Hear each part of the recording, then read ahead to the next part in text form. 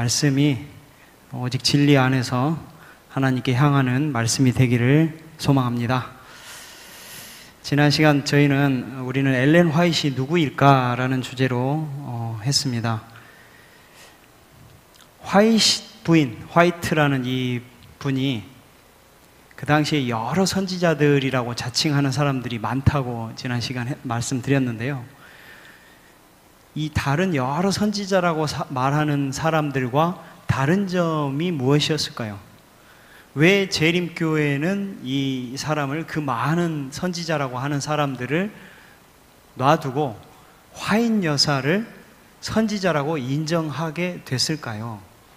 첫 번째는 그 당시에 성령의 은사, 작은 아이들, 소년들조차도 계시를 받고 혹은 감명을 받은 사람들을 단에 세우는 풍습이 있었어요, 배경이. 그래서 이 사람 또한 예언의 은사를 가질 수 있다는 기본적인 배경이 있었고, 두 번째는 성경 안에서 신약이나 구약에서 예수님의 마지막 말씀, 요한 계시록 할 때까지 그 이후로 선지자는 없을 것이다라는 말은 어디에서 찾을 수 없습니다. 글을 쓰는 선지자는 거기서 그쳤을 수 있죠. 그렇지만은 권면하고 말을 해주고 이끌어주고 경계하고 경고하고 하는 그런 사람들을 영적으로 지도해줄 선지자들이 끊쳐졌다는 말은 신약성경 어디에도 없습니다. 그래서 제임스 와이스는 이렇게도 말합니다. 만약에 그런 글귀를 나에게 찾아온 자는, 그 당시에 500달러는 큰 돈이었습니다. 500달러를 내가 주겠다. 네, 역시 못 찾았죠. 잘못 말씀드린 A.T. 존스입니다. 예, 존스라는 사람이 그랬습니다. 근데 그런 배경이 있었고, 세 번째는 그녀의 유산들, 그녀의 평생의 유산들이 좋은 열매와 좋은 방향으로 흐르게 했다는 것이 분명히 드러났기 때문이죠. 그래서 처음에 3,000으로 시작했던 재림교회가 나중에 7만, 10만, 20만에까지 이르게 됐다는 거죠.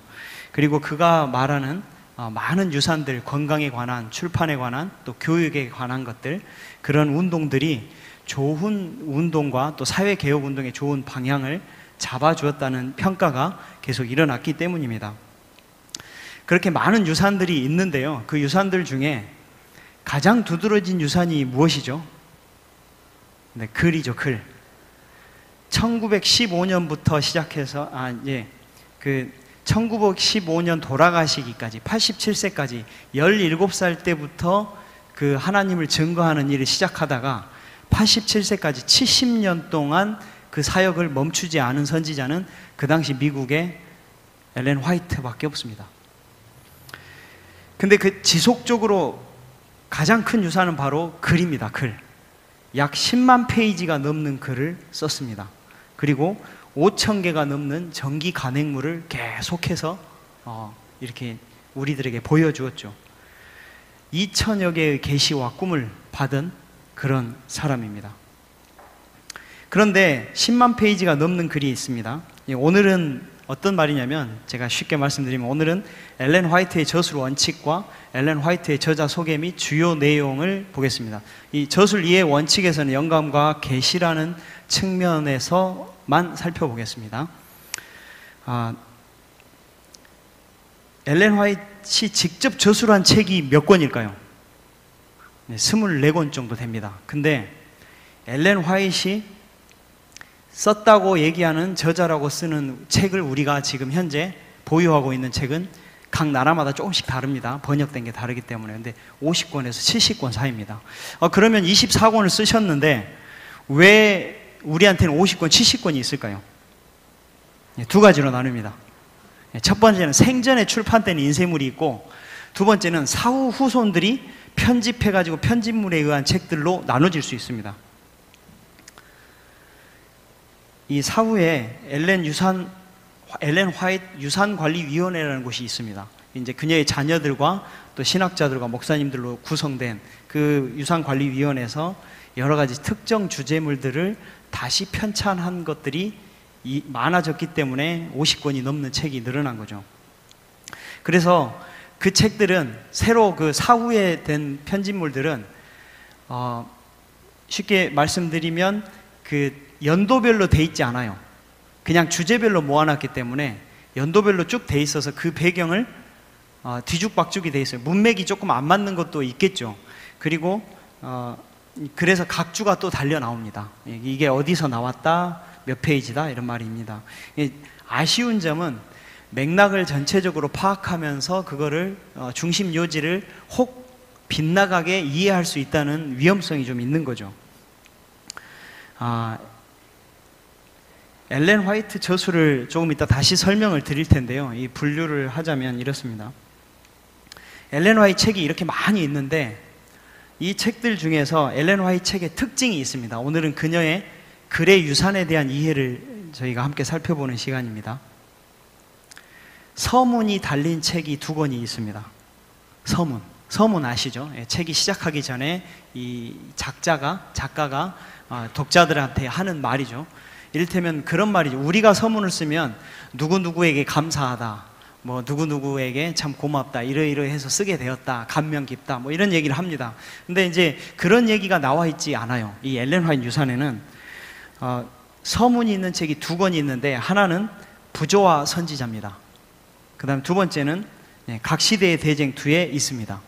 부조와 선지자의 서문을 보면 이 작가가 쓰지 않고 유라이아 스미스라는 사람이 있었어요. 이 사람도 아주 유명한 우리 재림교회에 신학적 또 행정적 많은 공헌을 한 사람인데요. 유라이아 스미스가 부조와 선지자의 엘렌 화이트의 글은 이렇게 읽어야 된다라고 써 있어요. 그래서 엘렌 화이트의 글을 읽을 때는 이것을 조심해서 읽어라, 이렇게 유의해서 읽어야 된다라고 되어 있어요. 이 각 시대의 대쟁투 보시면, 이 대쟁투 시리즈 보면 대쟁투가 있기까지는 어떤 책들이 있냐면 초기 문집, 영적 선물, 예언의 신을 거쳐서 대쟁투가 나오게 됩니다. 요거는 제가 조금 이따 설명을 드리겠습니다. 1890년도에 엘렌 화이트의 책에 대한 비평이 일어나기 시작합니다. 1890년 후반에 D.M. 켄 라이트라는 사람이 있었습니다. 이 사람은 아주 유능한 신학자였어요. 우리 재림교회에 11조 제도를 세우고 정립한 신학자가 이 D.M. 켄 라이트라는 목사님입니다. 근데 이 목사님이 아주 유능합니다. 안식일 학교 협회장도 하셨는데 계속해서 교회를 떠나가려고 하셔요. 그래서 엘렌 화이트가 계속해서 잡아요. 좀 이렇게 권면하고 설득해서 잡는데 결국에는 나가버립니다. 나가버리고 나서 그 사람이 그 뒤에 바로 한 일이 무엇이냐면 엘렌 화이트 비평책과 비평의 글들을 모으기 시작해요.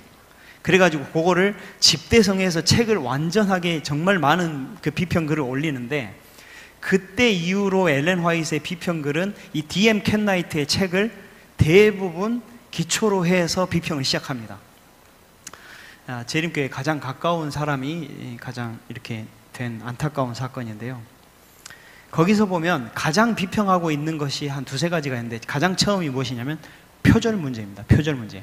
사실 엘렌 화이트가 쓸 당시, 기록을 할 당시에는 표절이라는 이렇게 그런 그 개념 자체가 없는 시대예요. 1800년 중후반이잖아요. 그런데 이 쉽게 말씀드린 이런 내용입니다. 예를 들면 동서남북이 나침판을 가리키듯이, 이런 유명한 구절이 있어요. 우리 엘렌 화이트 그 글귀에. 근데 그 글귀에는 엘렌 화이트이 말한 것이 아니죠. 그 당시에 모든 미국인들이 다 알고 있는 속담 같은 겁니다. 그 다음에 또 뭐죠? 이를테면 행동이 반복되면 습관이 되고, 습관이 반복되면 품성이 된다. 이거는 이 스마일즈라는 사람이 얘기를 한 아주 유명한 문구였어요. 이것도. 즉 그분이 그걸 차용한 것입니다. 이런 내용들이 너무너무 많아요. 근데 각 시대의 대쟁투는 특히나 많아요. 왜 그럴까요? 각 시대의 대쟁투는 기독교 역사가 시작되고 나서 예수님 재림하기까지 많은 역사적 사건들을 합니다. 이를테면 루터의 이야기, 츠빙글리의 이야기, walden스의 이야기, 또 프랑스 혁명에 대한 이야기들, 많은 역사적 사건들이 일어나면서 그 이야기들을, 역사적인 사건들을 같이 집어넣어야 되기 때문에, 그 속에서 기독교 역사가 진행되기 때문에 그거를 차용해서 역사적인 글을 빌려 쓸 수밖에 없었다는 거죠. 그렇기 때문에 이 각 시대의 대쟁투는 약 20%에 달하는 표절률이 발견이 됐습니다. 나중에. 근데 20%라는 것이 무엇이냐면 요즘에도 역시 이걸로 공격을 많이 하고 있어요. 요즘의 표절에 대한 것은 6개 단어 이상이 연속적으로 됐을 때, 혹은 대학 논문 같은 경우 박사학위 논문이는 10% 이상의 표절률이 올라갔을 때 그걸 표절이라고 합니다. 그래서 그 이하로 떨어지게 만들어야 돼요.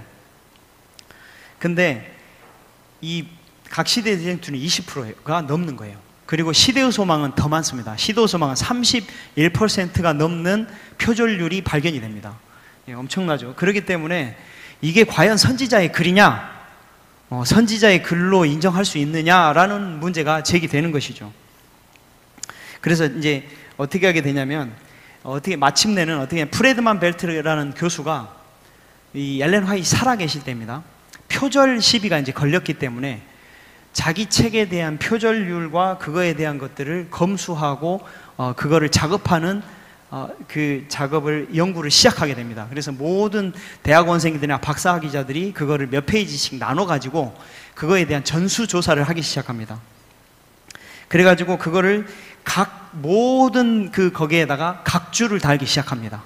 그래서 요거는 어디서 나왔고 이 내용은 어디서 나왔다는 것을 역사책에서 모든 그 논문책에서 각주를 다는 작업을 하게 됩니다. 그 다음에 엘렌 화이트는 뭐라고 하냐면, 혹시라도 그 역사 속에서 쟁점이나 오류가 있는 부분들은 수정해서 현대에 맞게 고쳐라 라고 지시까지 하게 됩니다. 근데 누가 하는 것입니까? 이거를 일반 사람들이 그녀의 글들을 고치는 작업을 하게 된다는 것이죠. 네.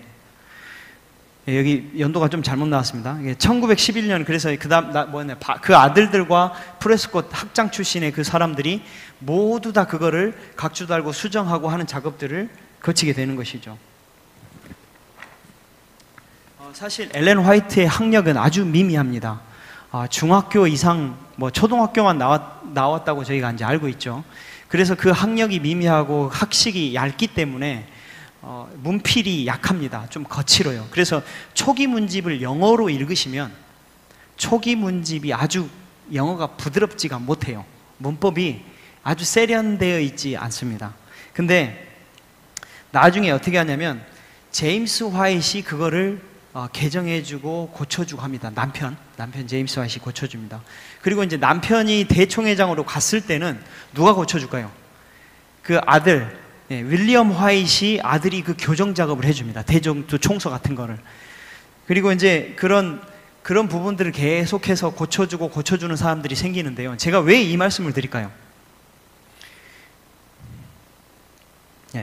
선지자의 글을 일반 사람들이 고칠 수 있나요? 고쳐도 될까요? 고치면 안 될 것 같죠. 근데 고치라고 하셨어요, 자기가, 본인이. 이상하지 않습니까? 이 성경의 모델과 유사한데요. 그 성경에 기록되고 했다는 것을 제가 설명해 드리기 위해서 이 말씀을 드리는 겁니다. 여러분, 성경이 전부 다 본인이 다 썼을까요? 아닙니다. 이를테면 시편이나 잠언 같은 경우는 전부 다 솔로몬이 썼나요? 아니에요. 그 다른 사람들의 글귀까지도 짜집기하고 편집해가지고 나온 것이 잠언, 전도서, 시편 같은 글입니다. 그리고 이를테면 베드로도 학력이 짧습니다. 그런데 베드로의 모든 글을 베드로가 다 적었습니까? 아니에요. 그의 제자들과 다른 문필이 좋은 사람들이 그 성경을 기록해 줬어요. 그러면 왜 일반인들이 그걸 손대는 것이 가능했을까요? 우리는 성경을 이해하는 것에 있어서 이것이 매우 중요한 문제인 것을 깨달아야 됩니다. 모든 성경은 하나님의 영감으로 된 것이다. 여기서 영감이라는 것이 중요한 것이에요. 자, 영감이라는 것은 하나님의 그 은혜와 여러 가지 구속의 사역과 그 마음을 이해시키는 과정, 이해하는 것들을 영감이라고 합니다. 계시는 뭐냐면 보여주는 그 자체를 말하는 것이죠. 자, 보시면 성령의 감동하심을 입은 사람들이 베드로후서에서 쭉 나옵니다. 감동하심을 입은 사람들, 성령의 지도, 영감, 목적과 방향이 같은 마음이라는 것이죠. 영감은 변하지 않습니다. 그래서 창세기를 기록한 사람과 마지막에 요한계시록을 기록한 사람의 큰 목적과 방향이 일치합니다. 그리고 그 뜻이 하나님에게로 향하고 있습니다. 또한 예수님의 구속으로 십자가의 사역으로 향하고 있어요. 이건 변치 않습니다. 그런데 잘못 기록한 경우도 생길 수 있다는 거예요. 왜냐하면 사람의 언어로 기록했기 때문입니다. 자, 보시면 우리는 이렇게 이해하는 두 부류의 사람들이 있어요. 축자 영감설이라고, 근본주의입니다. 저희가 이제 근본주의 출신이긴 하지만은 선지자가 로봇처럼 하나님이 들려주면 기계처럼 받아 적는다는 거예요. 그래서 하나님의 말씀은 1.1획 한 점만 틀려도 되지 않게 읽어야 된다. 이를테면 돌로 치라고 그랬으면 돌로 쳐야 된다는 것입니다. 여러분 그렇습니까? 네, 그렇지 않아요. 사상 영감설은 뭘까요? 영감 받은 것을 성경의 말씀이 아니라 사람이다. 그래서 성경 기록자들이 하나님의 전달자로서 작용하는 것입니다. 그분의 펜처럼 연필처럼 받아 쓰는 기계가 아니라는 것이죠. 여기 잘 보시면 이 마태는 스가랴에 있는 예언을 예레미야의 예언으로 잘못 판단한 경우도 있어요. 여기 보시면 이에 선지자 예레미야로 하신 말씀이 이루었나니 이르시되 저희가 그 정가된 자 곧 이스라엘 자손 중에서 정가한 자의 가격 곧 은 30을 가지고, 예수님의 은 30에 팔렸다는 말씀이시죠. 내가 그들에게 이르되 너희가 좋게 여기거든 내 고가를 내게 주고 그렇지 아니하거든 말라. 그들이 곧 은 30을 달아서 내 고가를 삼은지라. 스가랴의 얘기입니다. 여러분 틀리지 않았습니까? 지금 예레미야라고 말해버렸어요. 마태는 성경에 오류가 생긴 겁니다. 괜찮습니까? 오류가 생기면 안 되잖아요. 근데 이러한 글들이 한 개만 있을까요? 성경에요 수십 개가 있습니다. 어떤 데서는 6만이라고 그랬는데 어떤 데서는 8만이라고 그럽니다. 그 엘렌 화이트의 글도 역시 어떤 병원이 34개의 베드를 갖고 있었다고 그랬는데 실제로는 어떤 데는 60개를 갖고 있었다고 또 다른 사람이 말하기도 해요. 틀렸지 않습니까? 사실 병실 개수가 얼마나 그렇게 중요합니까? 아니면 이게 예레미야가 말한 게 중요합니까? 아니에요. 중요한 핵심은 그것을 말하고 있지 않다는 것입니다. 이스라엘은 성경을 어떻게 받아들였을까요? 여러분 성경을 어떤 사람들이 만들었죠? 저희의 성경을? 네, 이스라엘 유대인들이 했습니다. 이 모세 당시에 오경의 기록이 사라졌어요. 모세가 기록했잖아요. 물론 모세가 했는지 모세의 제자들이나 여호수아 같은 사람들이 글을 썼는지는 정확히는 몰라요. 어땠지만 어쨌든 모세가 기록한 건 맞습니다. 근데 모세가 기록을 한 모세 오경이 남아 있었습니까? 계속해서 그 솔로몬 시대까지, 저기 예수님 당시까지 안 남아 있었어요. 잊어버렸어요. 무슨 이유인지. 그리고 나서는 언제 발견합니까? 히스기야 왕 때 그거를 발견합니다. 그래서 그거를 히스기야 왕의 그 모든 그 사람들이 종교개혁 운동을 하면서 그 성경을 복원하는 일을 하게 됩니다. 그 다음에죠, 히스기야 왕 때도 그걸 잊어버립니다. 성경을 잊어버린 다음에 무엇합니까? 나중에 요시야 시대의 히르기야 제사장이 제사장 마당들이니까 고기를 쓸다가 발견합니다. 성경을. 그래가지고 다시 그 성경을 또 복원하고 또 복사하고 다시 또 필사하고 합니다. 그런데 그 전까지는 그러면 그 기록이 사라졌을 때 이스라엘은 성경을 몰랐을까요? 네, 구전 성경이 있었습니다. 입에서 입으로 전하는 성경. 여러분 입에서 입으로 전하는 성경이 신뢰성이 있습니까? 없습니까? 별로 없어 보이죠? 근데 이스라엘은 구전 성경을 뭐처럼 생각합니까? 기록한 성경처럼 신뢰하고 있었어요. 왜일까요? 네, 구전으로 전해지는 것은 정확히 전해집니까? 토시 하나 안 틀리고? 안 그렇습니다. 조금씩 바뀌어지지만 핵심 사항은 바뀌지 않습니다. 이를테면 양을 잡는 의미, 네, 그렇게 한 다음에 나중에 이제 성전이 사라지고 그러면서 경건한 랍비들이 얌리아에서 또 그런 데서 또 이렇게 저희가 성경을 집필해가지고 우리가 알고 있는 지금 보고 있는 성경이 만들어지게 되는 것이죠. 그래서 이스라엘 보면은 이 미시나라는 게 있어요. 구전 성경입니다. 미드라시라는 이 기록된 성경을 해석한 주석서라는 게 있어요. 그리고 이건 같은 내용입니다. 거의 같은 내용이에요. 세 번째 타나크가 이제 토라, 느빔, 케툼, 이게 이제 기록된 경전을 말하는 것입니다. 이 세 개가 합쳐져서 이 세 개를 말하는 것이 경전이 탈무드라는 것이에요. 근데 여러분 탈무드를 보시면요, 예화로 가득 차 있습니다. 예, 예화로 가득 차 있어요. 즉 무엇이냐면 이 사람들의 사상은 글씨 자체를 숭배한 것이 아니라 그 글씨에 들어가 있는 사상과 그 하나님의 생각과 마음에 더 중요하게 생각한다는 것입니다. 그것이 바로 우리가 보고 있는 이스라엘이 만들어낸 성경이라는 것이죠. 그래서 바울도 이렇게 말합니다. 내가 말하는 것은 주를 따라 말하는 것이 아니요 오직 어리석은 자와 같이 기탄 없이 자랑하노라.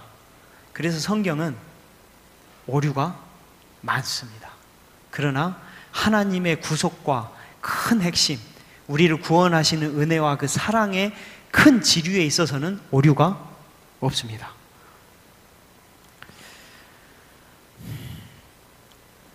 화이트는 이렇게 얘기합니다. 성경은 영감을 받은 자들에 의해 쓰여졌으나 그것은 하나님의 생각이나 표현의 방식이 아니다. 그것은 사람의 것이다. 하나님께서는 저자로서 나타나지 않으신다. 사람들은 종종 어떤 표현은 하나님과 같지 않다고 할 것이다. 그러나 하나님께서는 성경의 단어, 논리, 수사법, 시험에 당신을 두지 않으셨다. 성경의 저자들은 하나님의 필기자들이었지 그분의 펜이 아니었다. 하나님이 질투하셨다 막 이런 말씀 쓰지 않습니까? 여러분 진짜 하나님이 질투하실까요? 예, 하나님을 질투하시는 분으로 표현을 한다는 것입니다. 정말로 질투하고 하는 그런 분이 아니시죠. 또 이렇게 되어 있습니다. 성경은 하나님을 그 저작자라고 말한다. 그러나 그것은 사람의 손으로 말미암아 기록되었다. 그리고 그 각 권에 같지 않은 문체는 그 각 기자들의 같지 않은 특성을 보여주고 있다. 대개 계시된 진리는 모두 하나님의 감동으로 된 것이었다. 그러나 그것은 사람들의 말로 표현되었다. 그분께서는 꿈과 이상과 표상과 상징을 주셨고 진리의 계시를 받은 사람들은 그 사상을 각각 인간의 말로 나타내었다. 바로 이것이 대쟁투 서문의 두 개밖에 없는 서문의 그 글입니다. 이걸 보면 이 각 시대의 대쟁투나 엘렌 화이트의 글들을 보실 때 문자 그대로 볼 것이 아니라 배경과 역사와 이 작자가 왜 이렇게 말을 할 수밖에 없었는 상황을 이해할 수 있다는 말을 포함하고 있다는 것입니다.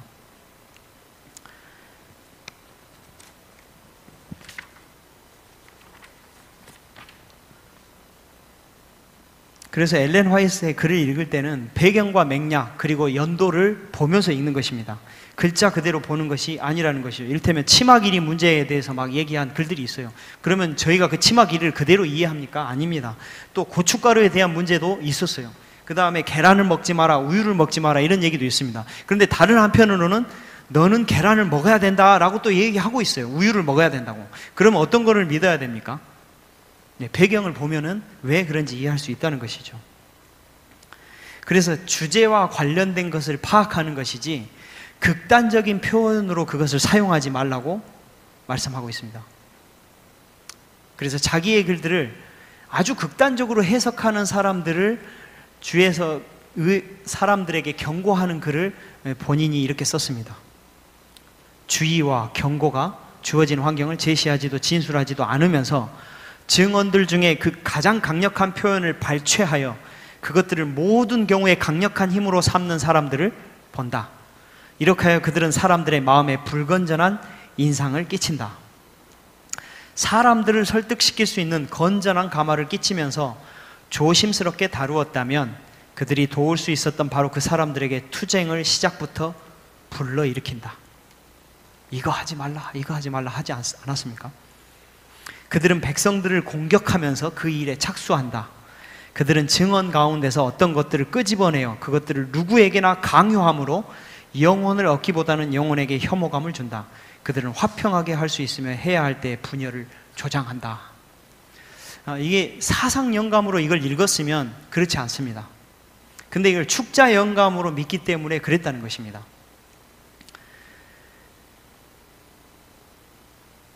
엘렌 화이트께서 음식에 대한 계시를 받지 않습니까? 근데 엘렌 화이트이 나중에 고백한 글에 이렇게 써 있습니다. 나는 우리 자녀들에게 한 번도 나의 식단을 강요한 적이 없다. 저들은 저들의 취향대로 식단을 꾸려서 먹게 했다라고 되어 있습니다. 충격적이지 않습니까? 네. 저희는 막 저희 자녀들을 이렇게 먹어야 된다, 저렇게 먹어야 된다 이렇게만 배웠습니다. 저도 삼육중학교, 고등학교를 거치면서 그렇게 배웠죠. 그래서 여기 보면 이제 배경과 문맥을 분명히 고려하면서 읽어야 된다는 것이 첫 번째 제가 말씀드리고자 하는 것입니다.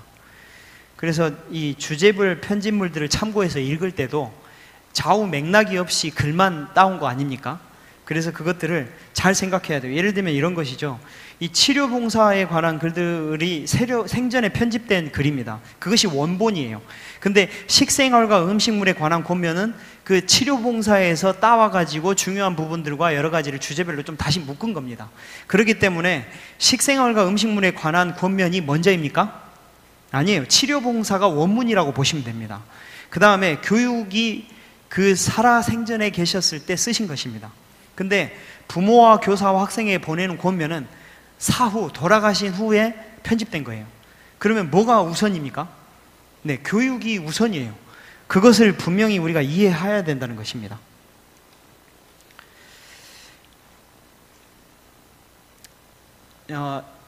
저도 이 엘렌 화이트, 삼육대학교 엘렌 화이트 연구센터하고 저 역사신학 교수님한테 도움을 받아서 여러분들에게 말씀을 드리고 있습니다.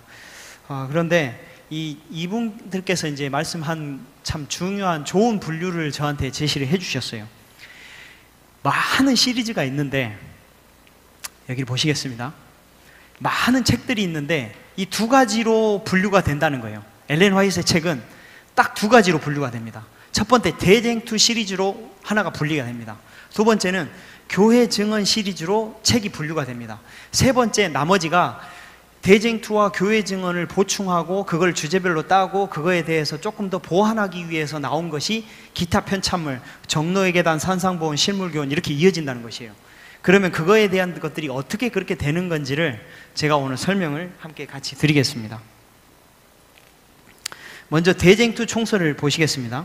이 대쟁투 총서는요, 처음에 바로 1888년에 나왔는 1884년부터 나오기 시작하는데요. 1888년에 첫 발간이 시작됩니다. 그런데 이 대쟁투 총서가 바로 나온 것이 아니라 처음에 초기 문집에서 이 대쟁투가 시작이 됩니다. 초기 문집은 그의 사역 가장 초창기 때 시작이 된 것이죠. 아주 어릴 때입니다. 초기 문집의 내용들을 발전시켜가지고 뭐가 나오냐면 영적 선물이라고 1권부터 4권까지가 나옵니다. 그래가지고 그것을 이제 더 발전시킨 것이 무엇입니까? 예언의 신, 나중에 그걸 예언의 영 혹은 예언의 선물이라는 책으로 그거를 또 확대해서 발간합니다. 그것이 이제 4권이 70년, 1870년에서 74년 사이에 나옵니다. 그 다음에 그것들을 더 확장시키고 정리하고 정리해서 나온 것이 각 시대의 대쟁투가 처음으로 1888년에 나오기 시작합니다. 그리고 1911년에 재발간을 하게 됩니다. 왜죠? 네, 그 표절 시비 때문에 그렇습니다. 나중에 다시 바꿔진 거죠. 그래서 이것들은 재림시자, 대쟁투 시리즈는 성경에 관한 것들을 직접적으로 해석하고 도와주는 것 쪽으로 나가고 있습니다. 그래서 이 대쟁투 시리즈는 재림신자뿐만이 아니라 일반 신자 혹은 비교인 모두를 포함하는 모두를 위한 글이라고 생각하시면 됩니다.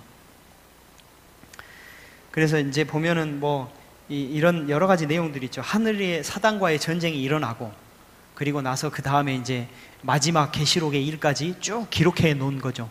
그 다음에 살아남는 이들이라고 이 초기 문집과 영적 선물, 예언의 영과 같은 초기의 그 사상, 그 초기의 그 생각을 더 모으고 좀 간추려 가지고 살아남는 이들을 1947년에 발간하게 되는 것이죠. 많이 우리는 보셨겠죠. 그래서 결국에는 대쟁투 총서가 이 모든 것을 포함하고 있다는 거예요. 그래서 대쟁투 시리즈에서는 뭐만 읽으면 됩니까? 각 시대의 대쟁투 총서만 읽으면 다른 걸 굳이 안 읽어도 괜찮다는 말입니다. 두 번째는 교회 증언 시리즈예요. 교회 증언은 우리가 예전에 제가 중학교 때는 이랬어요. 목사님들 정도만 읽는 거라고 생각했었어요. 물론 요즘에는 그렇게 생각 안 하시겠죠. 근데 교회 증언 시리즈를 저희는, 재림교회는 특히 더 많이 읽으셔야 됩니다. 총 몇 페이지입니까? 교회 증언이? 네. 5,000쪽입니다. 5,000쪽인데 하루에 100페이지씩 읽으면 50일이면 읽습니다. 한 달 반. 예, 좀 빨리 읽으시는 분들이면 한 달이면 하루에 1시간에서 1시간 반을 투자하시면 한 달이면 교회 증언 1권부터 9권까지를 다 읽으실 수 있어요. 이 교회 증언은 어떻게 시작됐냐면 처음에 1855년에 이렇게 시작하지 않습니까? 넘버를 달았습니다. 개인에게 혹은 교회에게 보내는 권면들을 이렇게 조금씩 발간해가지고 리브 앤 헤랄드지에 이게 올리기 시작했어요. 우리 그 가정과 건강이나 시조나 혹은 교회 지남에 올리듯이 올리기 시작해서 1번부터 31번까지 천천히 올렸습니다. 여기 1855년 왜 그때부터 시작했을까요? 초기 문중은 1948년인데 48년부터 55년까지 7년 동안 기록이 없어요. 왜냐하면 제임스 화이트이 그때 편집장이셨거든요. 리브 앤 헤럴드 편집장인데 자기 부인이 글을 계속 써대는 것이 싫어가지고 50년에 이제 글 쓰지 마시오 딱 그랬어요. 그래가지고 5년 동안 글을 못 씁니다. 그리고 나서 편집장이 바뀌어요. 55년에 바뀌니까 이제 그때부터 그 편집장이 제발 글 좀 써달라 그래가지고 그때부터 이제 쓰기 시작합니다. 그래서 1955년부터 글이 있는데요. 1번부터 31번까지 해서 그 글들을 다시 발췌해서 정한 것이, 그거를 정리해서 나온 것이 교회 증언 1권부터 4권까지입니다. 그리고 그 이후에는 꾸준히 하기 시작합니다. 31번부터 33번, 34번, 35번 이렇게 돼 있죠, 넘버링이. 그렇게 해서 1900년, 1902년, 1904년, 1909년까지 그렇게 쭉 해서 교회 증언을 발간하기 시작합니다. 근데 이 교회 증언이, 여러분 교회 증언 합본 아시죠? 있는 거 아시죠? 교회 증언 합본이 9권까지 있는데 너무 두껍지 않습니까? 읽어보기 좀 두렵잖아요. 네, 그래서 너무도 사람들이 안 읽으니까 그거를 맥락, 그 주제의 핵심을 파헤치지, 손상시키지 않은 한도에서 간추려가지고 교회에 보내는 권면을 만들기 시작합니다. 네. 그리고 나서는 그래도 안 읽으니까 증언보감이라는 것을 조금 더 압축해가지고 증언보감 3권, 1권부터 3권까지를 냈습니다. 그리고 거의 유사한 그거랑 맥락과 비슷한 거는데 조금 더 주제와 맥락을 훼손시키지 않는 범위에서 압축한 것을 다시 낸 것이 가렵법은 기별입니다. 이거를 혹 모르시는 분이 계시더라고요. 근데 이제 대부분은 아실 거라고 생각합니다. 그래서 이 교회에게 보내는 권면부터 밑에 있는 것은, 이 흰색 밑으로 된 것은 사후에 편집된 것이죠. 그리고 그 위에 있는 것들은 무엇입니까? 원본이라는 거예요. 그래서 교회 증언만 읽으면 무엇이죠? 밑에 건 안 읽어도 된다는 것입니다. 그 다음에는 무엇이냐면 기타 편찬물이 있습니다. 기타 편찬물은 위에 보면 정로의 계단, 산상보훈, 식물교훈이 쭉 있어요. 치료봉사까지. 이거는 시대의 소망을 집필하는데 몇 년 걸렸냐면요, 10년 걸렸습니다. 10년. 시대의 소망, 이 엘렌 화이트 쓰는데 10년 걸렸는데, 예수님의 설교와 예수님의 사역과 그거를 계속해서 연구하다 보니까, 그거를 보완하고 또 보강하고 하다 보니까 정로의 계단, 산상보훈, 식물교훈, 치료봉사가 나왔습니다. 이 다 치료봉사는 예수님의 사역에 관한 것들이 특히 잘 적혀 있는 것입니다.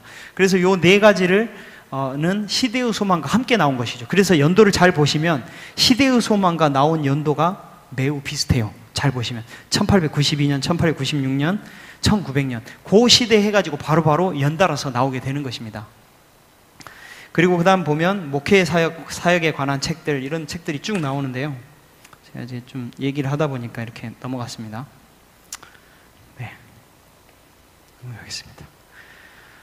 각 시대의 대쟁투, 특히 만약에 이렇게 시간이 없으시면요, 나는 진짜 시간이 없다, 도저히 다 못 읽겠다, 다 읽으셔야 되지만 못 읽겠다, 그러면 요걸 가장 먼저 읽으셔야 됩니다.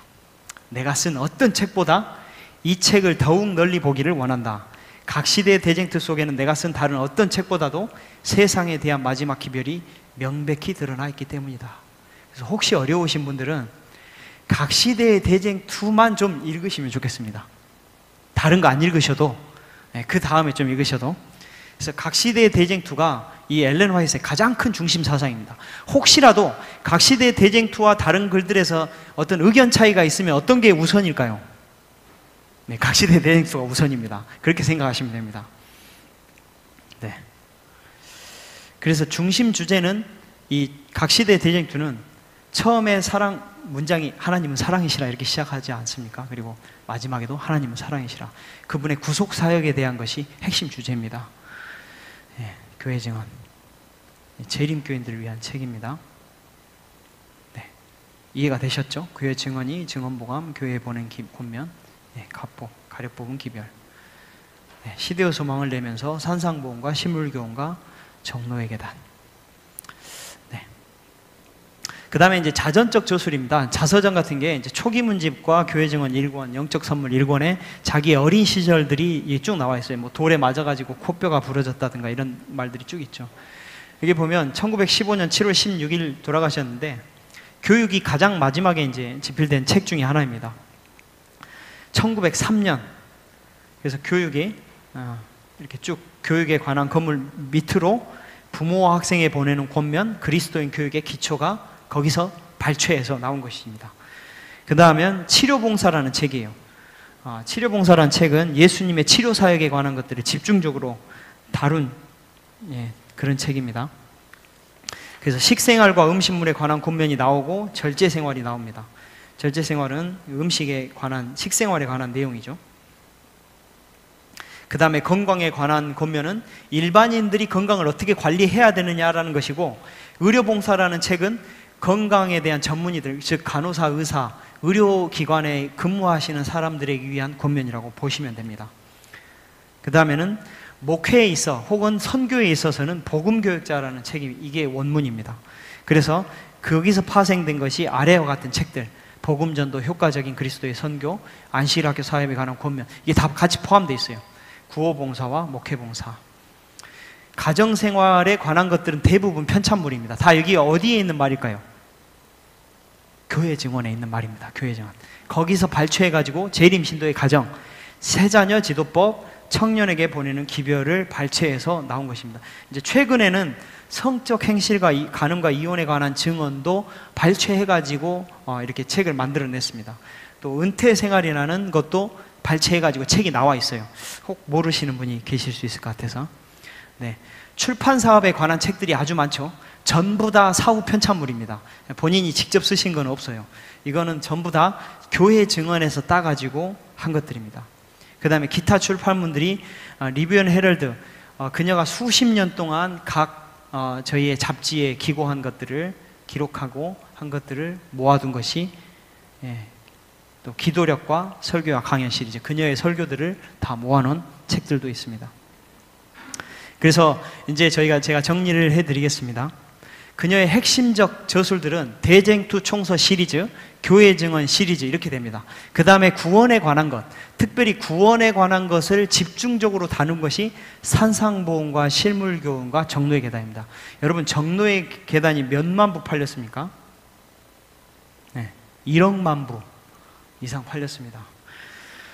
1억만 부 이상 팔린 아주 베스트셀러입니다. 미국에 있는 개신교도들은 사실 상당히 거의 다 봤다고 보시면 됩니다.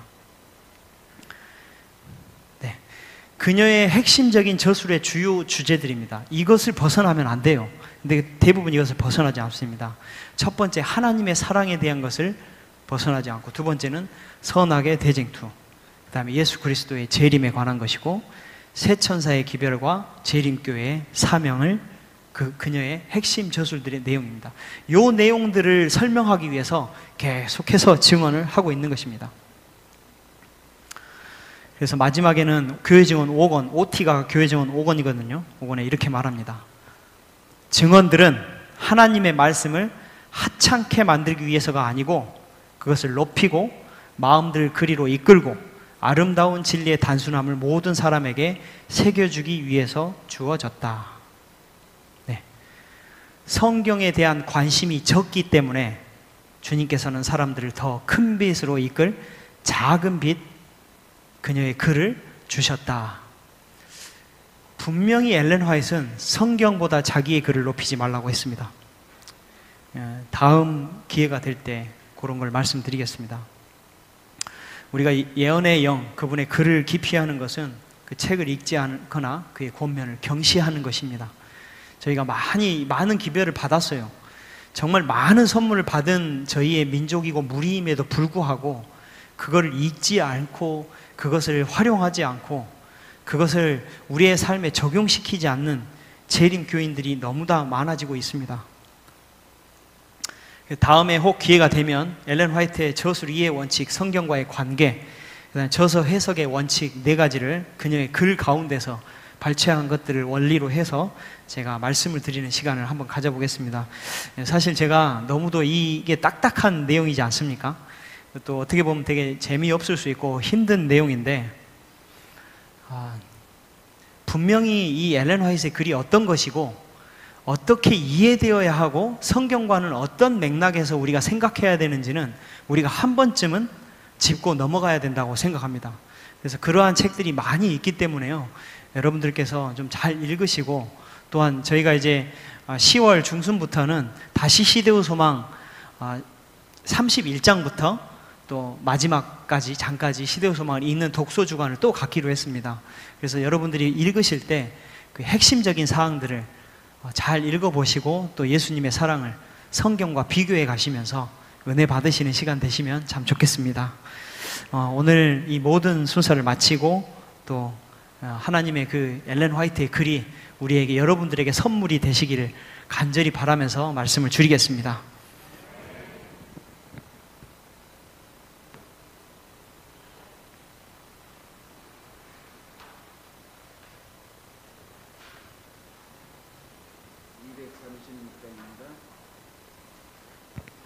(236장) 거룩한 말씀을 연구하세.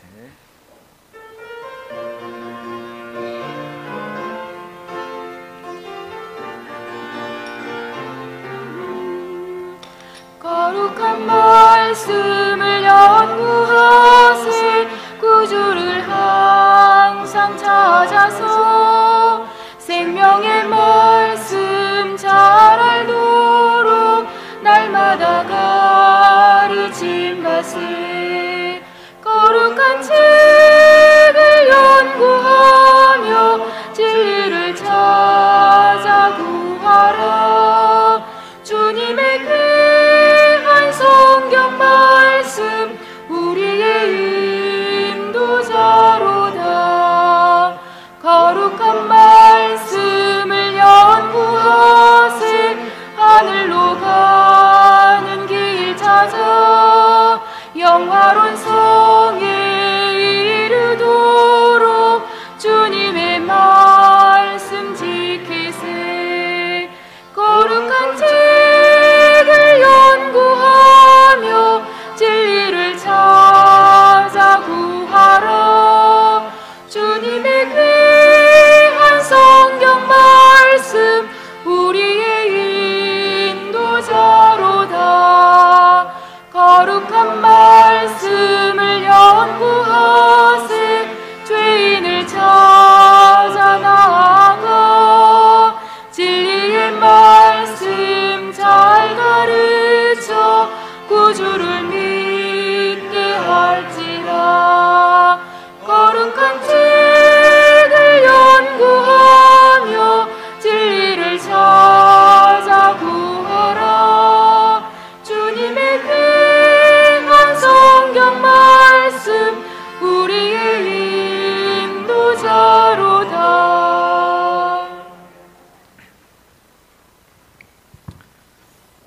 우리의 인도자 되시는 아버지 하나님, 저희들에게 귀한 특별한 계시 성경을 주셔서 감사합니다.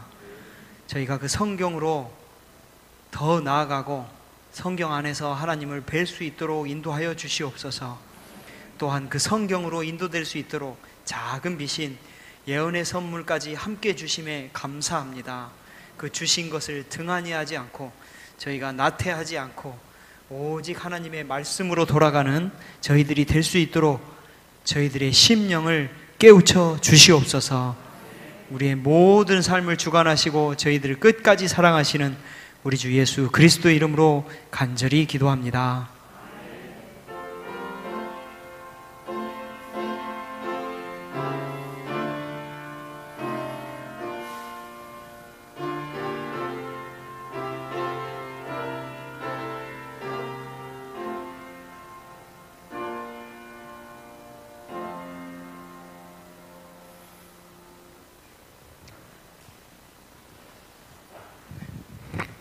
혹시 누구 새로 오신 분이 있으신가요?